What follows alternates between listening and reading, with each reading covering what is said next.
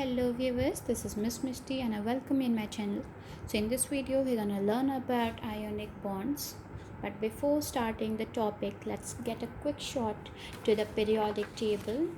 We all know that in the periodic table, group 1 element and group 2 elements such as sodium, potassium, magnesium, calcium are metals. While we also know that elements like fluorine, chlorine, carbon, nitrogen, oxygen, or we can say group 7 elements. Group 7 elements are generally non-metals. So now how ionic bonds and covalent bonds exist when these atoms combine together chemically, right? So remember one thing, I'm repeating, group 1, group 2 elements such as sodium, magnesium, calcium are metals, and carbon, nitrogen, oxygen, fluorine or group 7 elements are generally non-metals. So when metals plus non-metals combine together, they form ionic bond. Okay, when metals plus non-metals combine chemically, they form ionic bond. For example, sodium plus chlorine, that makes sodium chloride. Sodium chloride, and it has ionic bond.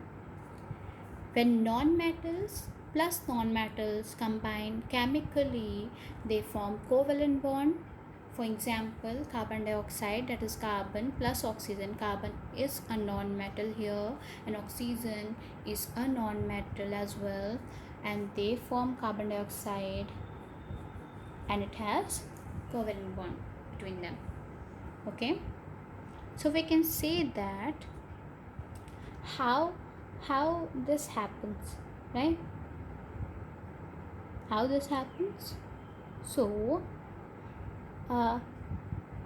now we can say that we remember that ionic bond form between metal and non-metal and covalent between non-metal and non-metal. Now we can define ionic bond as ionic bonds.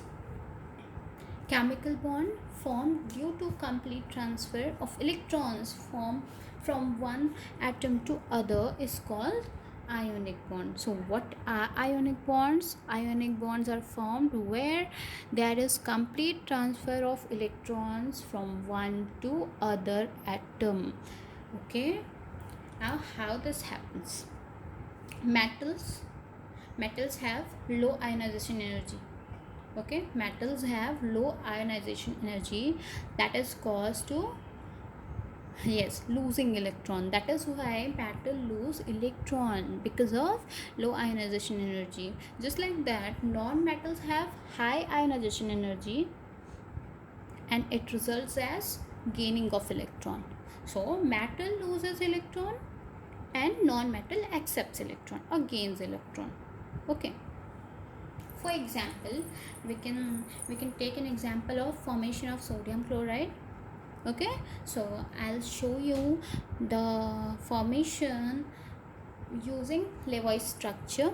And as you all know that in Lavoie structure we represent one the electrons of one atom by the dot and the other by the cross. So here I'm taking an example of sodium chloride. So for sodium's electron we will use these dots, and for chlorine's electron we will use this cross. Okay, so now I have used the Lavoie structure and I've drawn these two structures of sodium and chlorine. Now you can see that sodium has 11 electrons as it has atomic number 11, right? And chlorine has 17 electrons because it has atomic number 17. Now as you can see the structure, 2 electrons in the innermost shell, 8 electrons in the second shell, and the outermost shell has 1 electron. And as you know that the outermost shell is known as valence shell, and the number of electrons here is number of valence electrons. So you can see that there is only 1 electron in sodium's valence shell, that is known as valence electron as well. Now in the chlorine structure, I represented the electrons of chlorine using the cross. Okay, so chlorine has 2 electrons in the innermost shell. In the second shell it has 8 electrons. In the outermost shell or valence shell we have 7 electrons. Thus the valence electrons are 7 in chlorine. Now what will happen here? As we all know that sodium is a metal which has low ionization energy, so it starts losing its electron. So which electron? The valence electron. Okay, this electron, it will lose its electron. And chlorine, as we know that chlorine is a non-metal and it has high ionization energy, so it will gain this electron. Okay, what is happening here?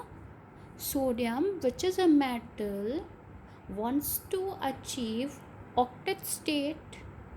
Thus, because of having low ionization energy, it starts losing its valence electron, and chlorine is gaining this electron. Okay, so if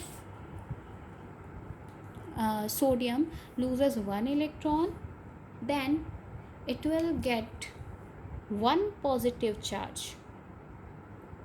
Okay, 1 positive charge because of loss of electron. 1 electron lost, 1 positive charge. Okay, just like that, chlorine is getting 1 more electron here, so it will get 1 more negative charge. As we all know that electrons have negative charges, right? So now because of this process, you can see sodium becomes positive ion, that is known as cation 2, and chlorine becomes anion, that is negative ion. Now we can see that these two are having opposite charges, that forms electrostatic force, and that electrostatic force builds up ionic bond between these two ions. Okay, between these two ions, that is, we can say that the bonds between a cation and an anion is ionic bond. Okay, did you get it? So you can try calcium chloride as an example. You can try magnesium chloride. Okay, these two will have the same procedure of explanation.